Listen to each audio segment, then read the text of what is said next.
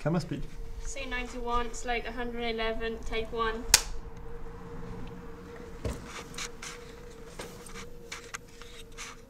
Camera set. Action. Benny Loves Killing is about a French film study student who wants to create her own horror movie, and sort of it subverts into her reality and she becomes part of the horror. Benny Loves Killing is a film which is an exploration of a character who's trying very, very hard to control circumstances in a life that she has very much herself lost control of. She wants to make a horror film, partly to kind of scrutinize, I suppose, and pick apart the conventions of the genre. Beyond that, it's a film about women in cinema broadly, but specifically within sort of horror and thriller narratives. I know a few friends of mine have watched the film, and they've always said something like they had never watched a film like that before, that it was really special, unique. I guess Benny Loves Killing feels sort of uneasy and foreboding. Very real, I think. Feels claustrophobic. It feels like we're jammed into that space with Benny and we can't get away from Benny. The film feels very at a pace. It feels very much like it's at a pace of real life. So it's like you're living it at that moment as you're watching it, which is really, I really like that. There are a few moments that are actually really unsettling, but it's, you know, especially so because there's nothing especially unsettling on screen half the time.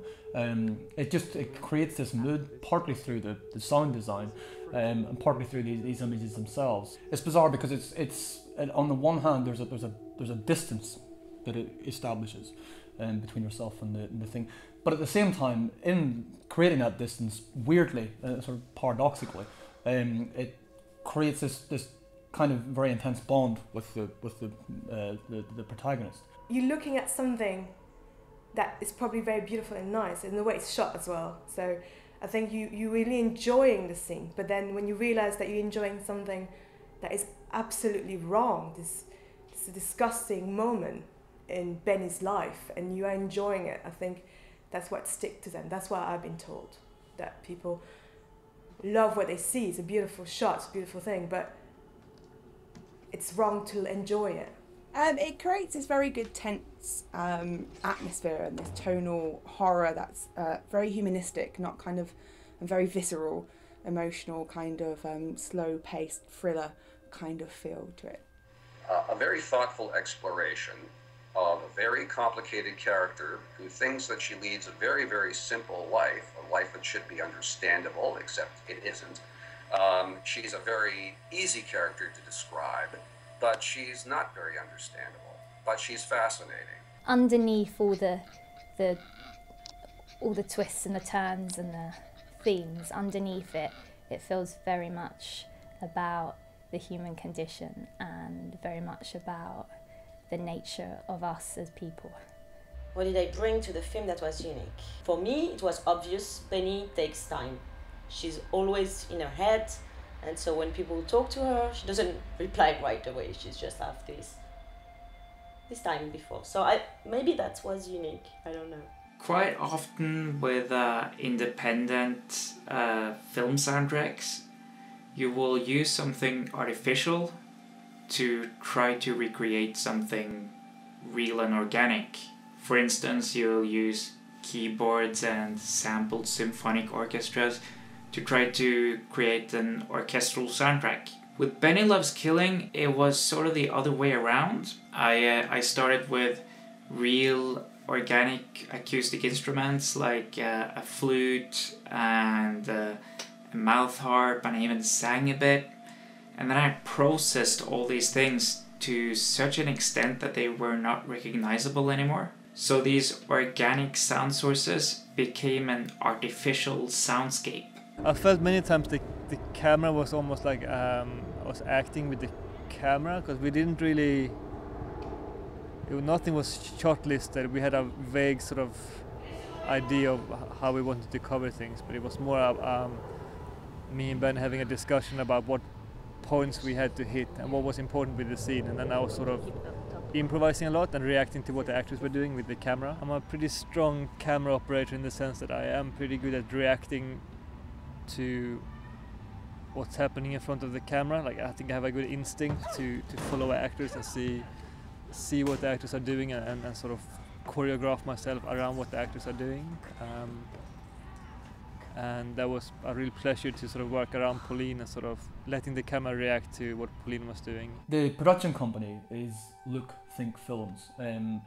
That is partly, I suppose, a sort of spectatorial position where you're being asked to kind of pick through the images as are being presented to you and the ideas that are kind of communicated via those images. It's also, I suppose, on the kind of side of the filmmaker himself in this case, where it's about kind of thinking through ideas through the medium of films. Ben loves cinema, so he did this film because he loves cinema first. That's one of the reasons. You really can feel it when you watch the film, but he doesn't love everything in films, so he wanted to change a bit. He wanted to change the rules around and show that you can do something different with it. He wanted to explore the real human side of all of us, the human condition, human nature. I think that's what he wanted to explore. So that's why I think he made it. There's a filmmaker there who saw an opportunity of using these new technologies in a new way for new explorations. And I think he takes full advantage of that when you take a look at this film and the way that the narrative is delivered. The film exists because it's a very good portrayal of female working on horror movies. I think a lot of misogyny exists in the cinematic world anyway, but particularly on horror movies, you don't find females drawn to it, or you don't see it. So it kind of exists to showcase that, as well as how horror movies can be used as escapism, and how it actually kind of helps and benefits like a kind of drug. When I first met Ben, I remember on our very first meeting, and he told me that there would be no lighting whatsoever. He said we would only work around natural light, and I sort of, many people would perhaps have said that, you know, we can't do it, and like put their foot down, but I sort of embraced the restriction of working around natural light and found a way to sort of make that part of the palette of Villeneuve's killing.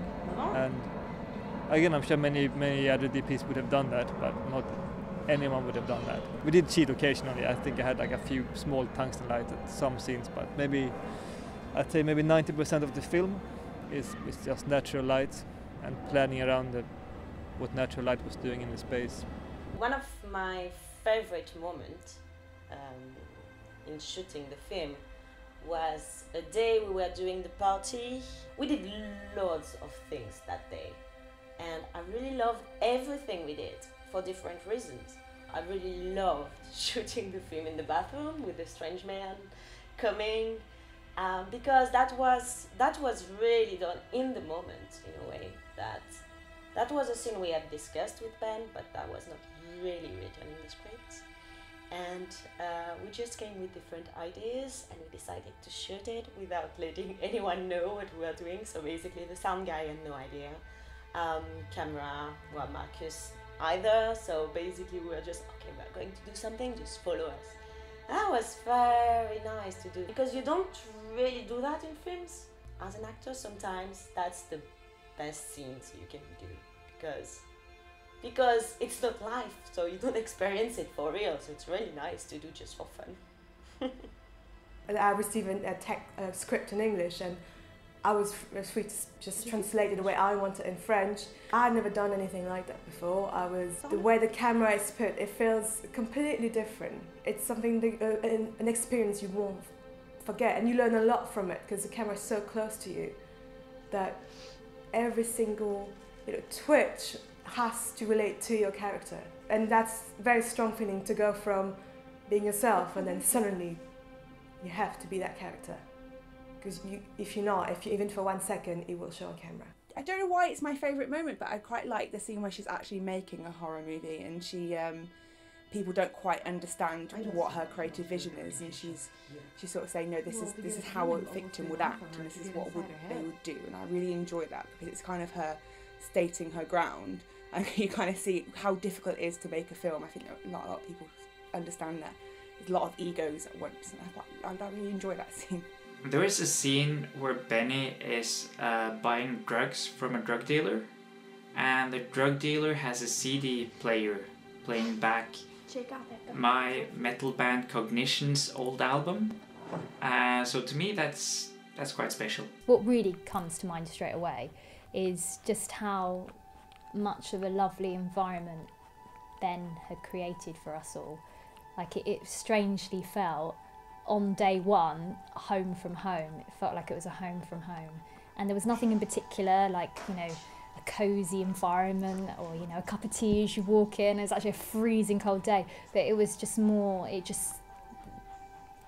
the energy, the environment, everything just felt so relaxed and very peaceful. Ben in particular, I was quite impressed with, because it was like any direction or anything he asked me to do, or it was very much like we were just having a cup of tea, having a really calm conversation about what we're going to do tomorrow.